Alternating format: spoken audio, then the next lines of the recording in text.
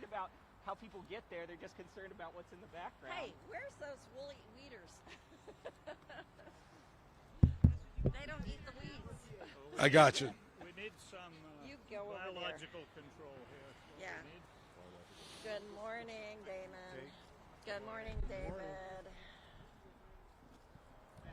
Ready? Hey, Cynthia, how are you? Good. How are you? We got it? Good. Let's balance it out.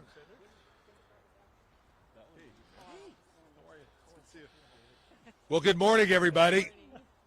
Welcome to Sears Point, and thanks to the media and everyone for coming. Special thanks to the members of the State Route 37 Policy Committee, along with local business and environmental leaders for being here. We'll hear more from them shortly. The mere mention of Highway 37 to commuters generates angst and images of brake lights and flooding. As someone who frequently takes that route myself, I can attest to the agonizing conditions on the route, and also can generate some choice words. We're here today because commuters deserve better. Let me repeat that. Commuters deserve better. Simply put, the status quo is unacceptable, and without bold action, it will even get worse. Not only is fixing Highway 37 critical to relieving traffic congestion, it's the first major climate change and sea level rise adaptation program and project on our Bay Area road system. If we fail to act now, sea level rise would be devastating for tens of thousands of commuters in our regional economy. A recent study by UC Davis found that in the coming decades, we can expect Highway 37 to increasingly be shut down due to flooding for significant portions of time. And by the end of the century, this roadway system will be underwater. That would grind regional traffic to a halt and make that San Rafael Bridge traffic even much worse, if you can imagine that. Additionally, it's an outcome that would jeopardize public safety and our ability to function in the event of an earthquake or any other type of disaster. At the same time that waters rise, demands on the roadway are only growing. This lifeline that connects Highway 101 to Interstate 80 is projected to increase from roughly 40,000 trips, daily trips, to 58,000 daily trips by 2040. That's over 21 million annual crossings. The responsible solution is to create a sustainable, dedicated funding source to generate money to improve capacity and sustainability of this critical artery. That's why I'm introducing a new bill today authorizing tolling on Highway 37 between 121 and Mare Island. This revenue could be bonded against, enabling near-term congestion relief work, and ultimately providing us with a new roadway that will have sustainability and greater capacity. The work will also have significant environmental benefits, addressing the surrounding wetlands and promoting native wildlife. Details, including administration and design of a new highway, will be decided with future public input. Possibilities include an elevated causeway between Highway 121 and Vallejo, but it's not the aim of this legislation at this point in time to micromanage design considerations. We will be working with the coming weeks and months with local stakeholders to refine the bill to guarantee that the public gets the roadway we deserve as quickly and as economically as possible. No one is crazy about a toll. I'm certainly not. But it's the only way to address traffic problems for today's commuters and make Highway 37 sustainable for future generations. The fact is, without taking this step, this highway will not get fixed in our lifetime. It's also important to note that the toll would not be the sole funding source for these improvements. Far from it, in fact. My bill will allow us to leverage significant new funding investments from state and the feds that wouldn't otherwise be available. We're not going to sit back and make a bad situation worse or impossible to solve.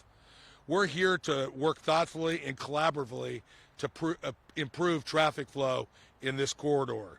I'm going to have some of our distinguished guests say a few words, and then we'll take a Q&A. I'd like now to introduce Supervisor David Rabbit, the chair of the State Route 37 Policy Committee. Supervisor Rabbit. Thanks, Tom. Thank you, Senator. And I've been chair of the State Route 37 Policy Committee for far too long. And while we've made some steps forward, today's introduction of legislation, thanks to Senator Dodd, is a giant leap forward. It really changes the game, provides that funding source that's required to do any project. This particular project, as the Senator said, is exciting. Exciting not only to improve the quality of life of those who commute along this corridor, but also exciting to incorporate within the project itself all the environmental benefits that we could have with this beautiful location here at the top of San Francisco Bay. So thank you, Senator, for introducing this legislation. I look forward to continuing to work and to hopefully do it in as expeditiously a way as possible to, again, improve the quality of life for those who travel along this corridor, make sure it's as safe as can be, ease the congestion, raise the roadway out of the dangers of rising bay waters, and provide that improvement again for everyone who travels this corridor. Today's a monumental day. Thank you for this legislation. Before I introduce our next speaker, I want to thank our partners at the California Highway Patrol, phenomenal partners in this endeavor and every endeavor moving traffic safely throughout the Bay Area. Thanks in the North Bay. Thank you very much for being here. At this point in time, I'd like to call up Supervisor Connolly, also on this Highway 37 committee and a MTC commissioner. Good morning, everyone. We support Senator Dodd's efforts to bring this legislation forward, given the importance of Highway 37 to Marin County and the other 3 counties that touch the highway. Fixing this road is a top priority for Marin, given how it affects Marin's workforce and the terrible commute that people now face every day, with resulting congestion and greenhouse gas emissions.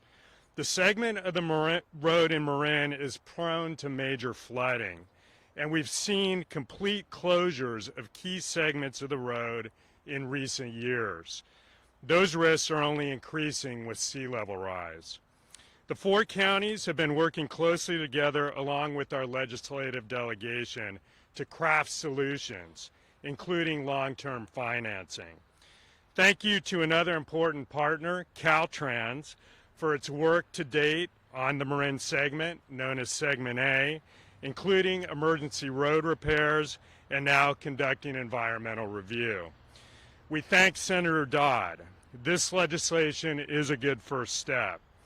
We want to ensure that it benefits the whole corridor in the long run, in what will not only be a major transportation project with multimodal benefits, but an opportunity to improve the surrounding environment, habitat, and the resiliency of all our communities around San Francisco Bay.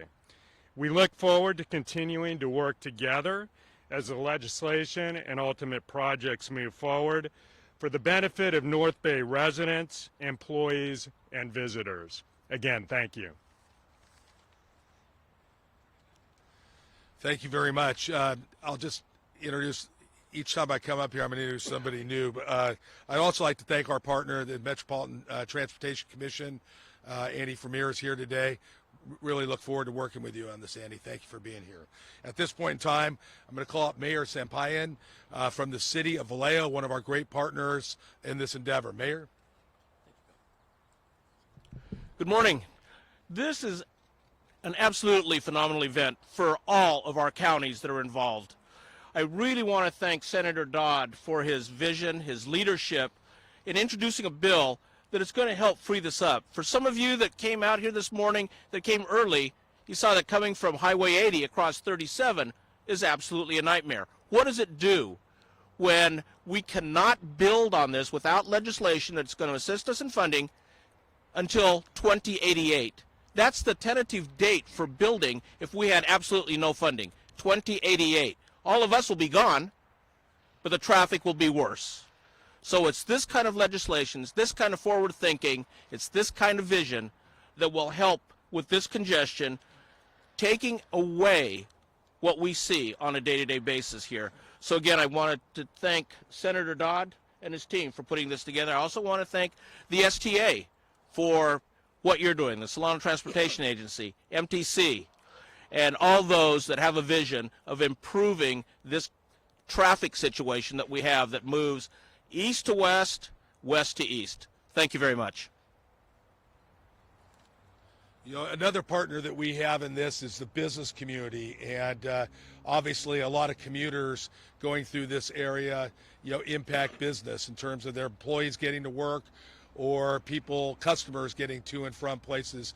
And I'd like to thank a great partner in this from day one, Steve Page from Sonoma Raceway. Thank you for your involvement all these years. Thanks for letting us be here today. At this point in time, I'd like to call up Councilmember Jake McKenzie, who's also been on the committee, but also somebody that's previous past chair of the MTC. Jake? As all of you know, I'm a person of very few words, and I was reminded of that by Supervisor Rabbit. And Bill, I'll do my very, very best. Thank you very much, Mayor.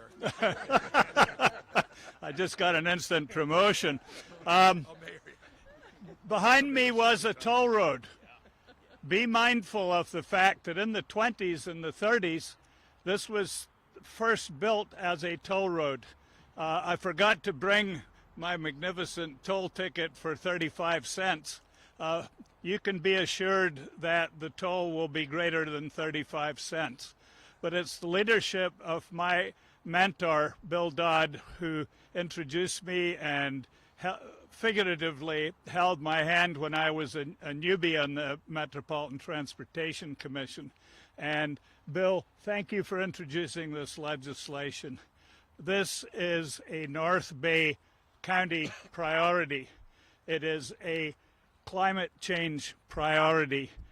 Resilient by design, this was one of the 10 projects that was funded on a design basis by the Rockefeller grant, which was administered out of MTC. So as we move forward, and I'm with the mayor in front of me and saying that we want this in our lifetime, and I'm an 80-year-old, so come on, we have got to get with this project. This legislation will get us there, and I'm planning to be a centenarian. So thank you, Bill Dodd, and good fortune to all. We've been talking about this committee that has been working on this for some time now.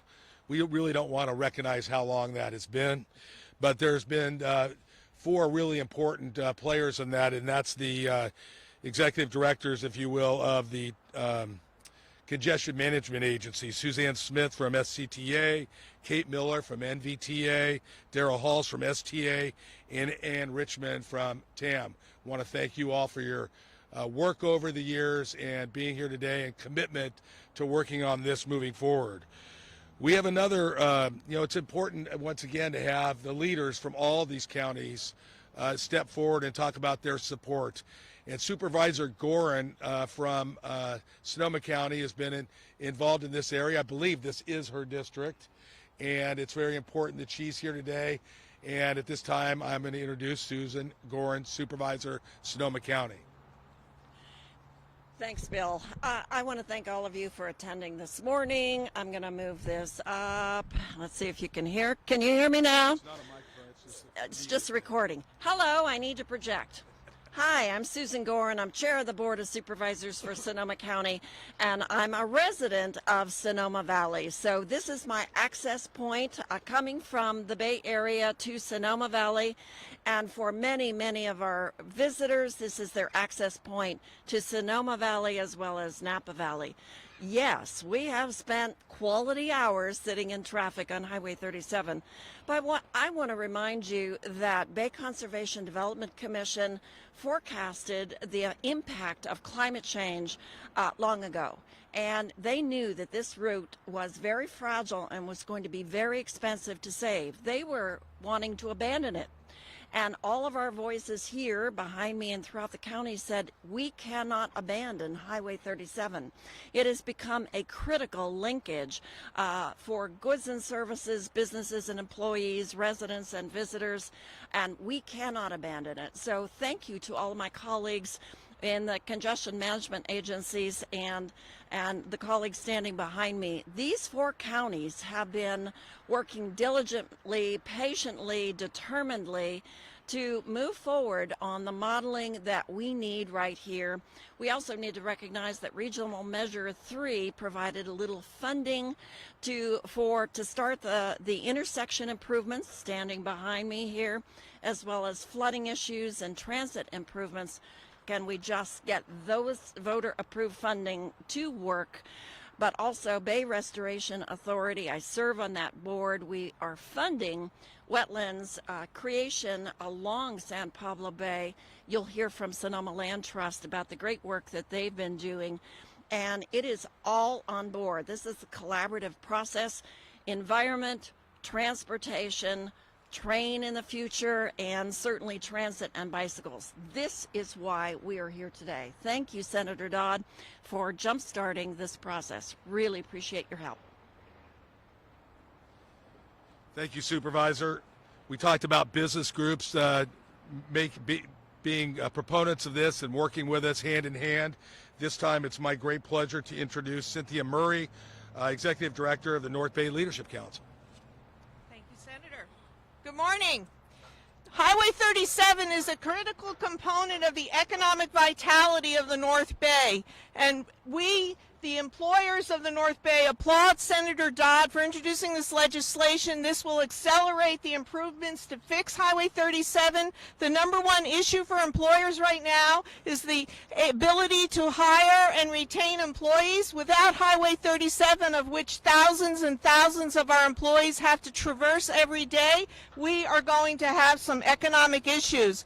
We also are really concerned about goods movement. This is a really important corridor to be able to move goods in our area, and we really need these improvements today as soon as possible. And lastly, public safety is critical too to Highway 37. We need to have the ability to move people in and out in case of a disaster, to move supplies. So thank you, Senator Dodd. We really appreciate your efforts on this and support you all the way. Thank you very much, Cynthia. We talked throughout the thread here of every single speaker. And our last speaker is part of that environmental community that we've been talking about, that thread that makes certain that this is really recognized as not just a transportation safety project. It's not just the expansion of capacity, but it's also a huge environmental project for the future. We could not have a better environmental partner than the Sonoma Land Trust. At this time, Eamon O'Byrne will come up and address you. Thank you so much. Thank you, Senator. The Sonoma Land Trust, along with our regional partners, has been spent the last 2 decades protecting and restoring this fragile ecosystem where the land meets the sea, and building the foundation for one of the greatest conservation opportunities on the west coast of the United States. But the timing is urgent. We recognize that the challenges of severe traffic congestion from a growing population and seasonal flooding that currently plague Highway 37 will be dramatically magnified by sea level rise, and a solution is required.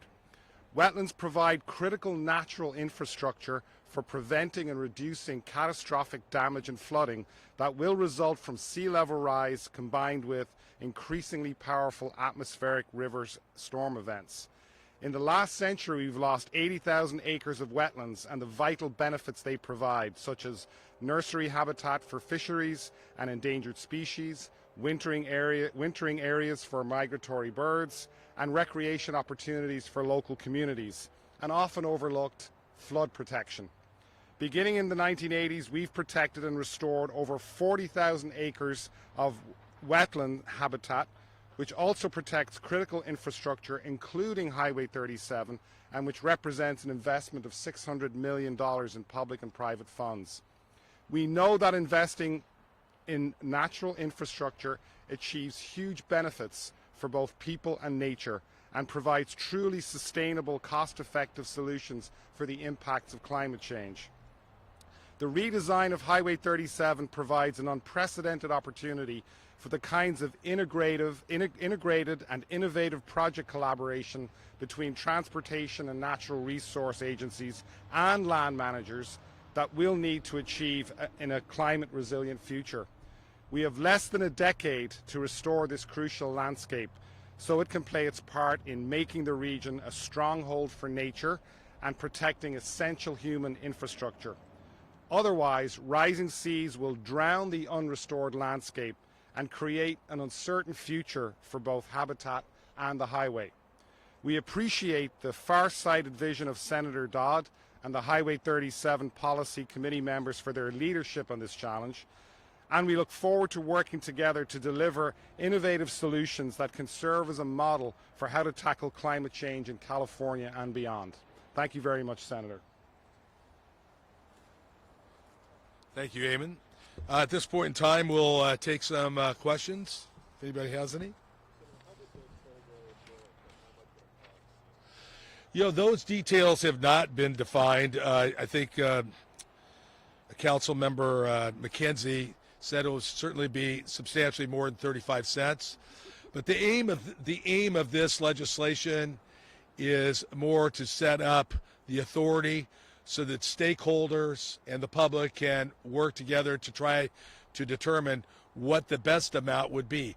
It certainly could be somewhere comparable to the other 7 bridges in the Bay Area. We've got to remember, just as a comparison, Andy, how many people cross the Bay Bridge on a day? See, he knew that. 280,000 people.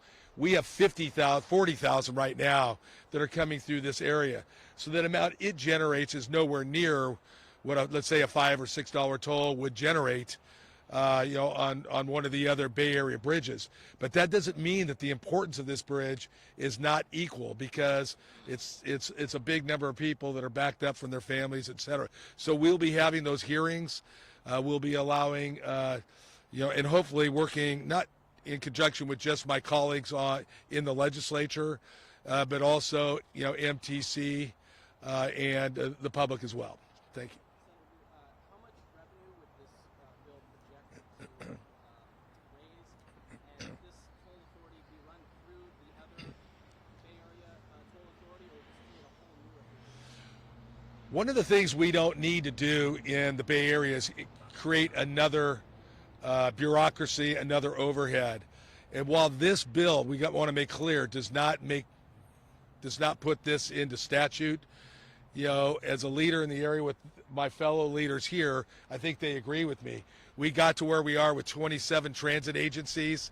It's really not the way to go forward. We need to work with the infrastructure we have. So there is BATA. There are certain challenges with BATA, but there's also BAIFA, B-A-I-F-A, Bay Area Infrastructure Financing Authority. See? Okay. I actually was on the first BAIFA board, but it's another financing authority that we could use that's already established. But again, that'll be the public weighing in on that with our elected officials, and I think it could be very much like that that we would have in terms of how much it would generate. I think a $5-6 toll right now, based on the traffic, could generate, and this is a very, very conservative number, $650 million over 20 years or so. Again, that's conservative. But, you know, when you're talking about perhaps a $3 to $4 billion facility, you can see now why we're saying that this needs to be leveraged with other state and federal money to help subsidize, you know, the toll payers as they go through here. So it's not all on our workers. It's not all on our taxpayers. Would you start collecting the toll on the day one if this legislation was passed, or when would you start collecting? I think that would, for me, I'm on a fast track. You know, the day and age of these projects, look, it's going to take a long time for what the vision and the dream is of the leadership of the North Bay, of this corridor. But it doesn't have to take 20 years to solve congestion problems. It doesn't have to take 20 years to solve a lot of our adaptation problems. So anything, that timing is going to be based on that trade-off between how soon we can start this project, how soon we get environmental done. The 4 counties have already invested in environmental, as has MTC, so we're well on our way. But I would say, from my vantage point, I want to move quickly, because this project is not going to wait any longer. We saw what happened here. Was it last March when this highway was shut down? We've got a lot of work to do.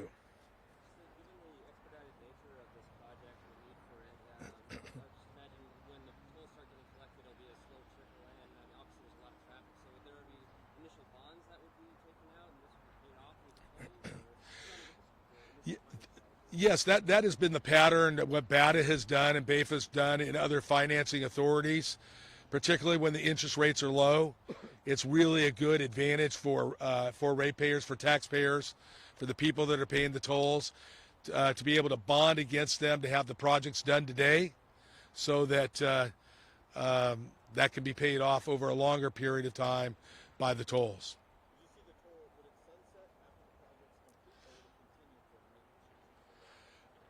You know, I'm one of those guys that likes to be straight, even though if it's not a great soundbite. I don't know how many tolls ever have gone out of existence, but I think this may be one that could be looked at, you know, in the future. This will be time limited. There's some ability in the bill to be able to address that issue, but that has not been decided at this time. Do you view this as a traffic mitigation project or a climate change? I believe this is both.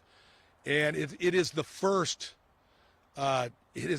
congestion management program, along with the sea level rise adaptation, that if we don't do it in concert with the environmental community, with commuters, with business, with all our stakeholders, and we don't get it done now, we will lose a generation just in this corridor, in terms of people missing out on being with their families in the evening, being able to get to work on time, all the things we know that congestion really impacts.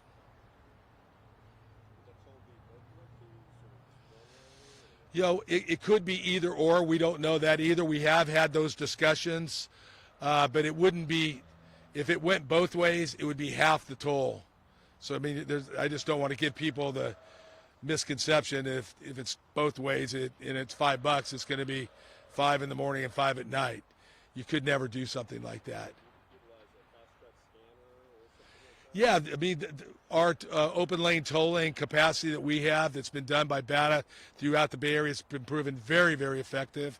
And I believe that open gantry type system would work well within this corridor, to the east and to the west. The last time the Bay Area raised bridge tolls, there was pizza voters. Would you see this as having to be passed by voters? No, I wouldn't see it having to be passed by voters. This is something that the toll authority rests with the legislature to be able to grant that authorization. And let's say it's BAFA that comes out and is the administrator of that program. That would give them the authority, in conjunction with their board members, to be able to make those kind of decisions in terms of what the toll will be, how long the toll will be, etc. Yep. Yes. So the toll would be from what lake, from Vallejo to Yeah, that has not been totally defined, but I can imagine it being from, let's say, around the Mare Island Bridge somewhere, either side, to probably somewhere between here and Lakeville Highway. But again, that's preliminary. That will be decided, based on science, based on traffic flows, and also public input, and of course the important input of our congestion management agencies that do such hard work in these areas, and also have to listen to their constituents on a more regular basis. So I think that's important as well. Anything else? Listen, I want to thank the media. I want to thank everybody for being here today. We really appreciate it. We look forward to working with you on this very important project in the future. And thanks to my colleagues.